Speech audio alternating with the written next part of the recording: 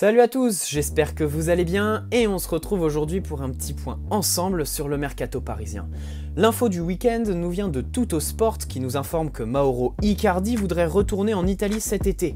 En effet, le buteur argentin aux 20 buts en 30 matchs cette saison voit son temps de jeu diminuer et sa relation avec son entraîneur se dégrader. Mais au-delà des aspects purement sportifs, Icardi voudrait revenir en Italie pour des raisons personnelles.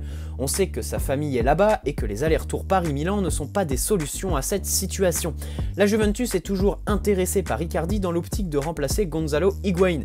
Vous le savez tous, l'option d'achat d'Icardi est fixée à 70 millions d'euros. On sait aussi que c'est le joueur qui aura le dernier mot, et pas le PSG ni l'Inter Milan.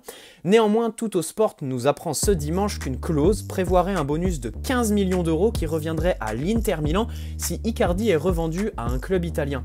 L'idée ne serait pas de revenir à l'Inter avant de négocier un départ, puisque la Juventus préfère bien évidemment négocier avec le PSG plutôt qu'avec l'Inter. Paris devrait donc lever l'option d'achat d'Icardi avant de négocier son départ avec la Juventus, plus-value à la clé. Mais dans ce cas, acheter Icardi coûterait donc 85 millions d'euros au PSG.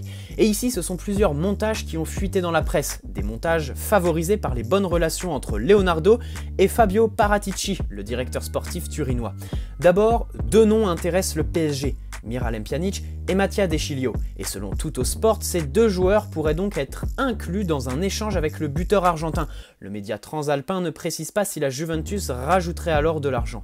L'info concernant un échange entre Icardi, Pjanic et De Sciglio est confirmée par Calcio Mercato Italia ce dimanche. Le nom de Gonzalo Higuaín est aussi évoqué, mais avec moins de crédibilité à cause de son âge avancé. Deuxième montage envisagé dans la presse, un échange entre Mauro Icardi et Paulo Dybala. Icardi était proche de la Juventus cet été, Dybala proche du PSG. Mais si la Juventus s'intéresse à Icardi, c'est pour remplacer Higuaín, on le rappelle. Laisser filer Dybala pour remplacer Higuaín n'est pas du tout envisagé du côté turinois. En effet, s'il était annoncé sur le départ cet été, la tendance est plus à une prolongation pour Dybala. La Juve aurait déjà entamé les discussions. Le Corriere della Sera nous informe que le Napoli est aussi sur le coup et discute avec le clan Icardi. Donc Paris lève l'option d'achat d'Icardi pour se faire une belle plus-value avec la Juventus, c'est le scénario aujourd'hui. Quoi qu'il en soit, on sait pertinemment que sa relation avec Tuchel s'est dégradée, et s'il n'est pas titulaire mercredi, donc sur la double confrontation avec Dortmund, le retenir deviendra très compliqué.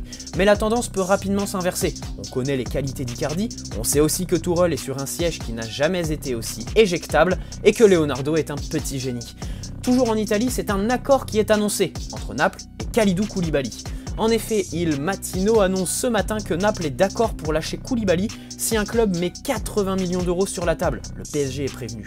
On rappelle que le Sénégalais de 28 ans semble être la priorité en cas de départ pour Thiago Silva, qui est encore loin de prolonger l'aventure à Paris.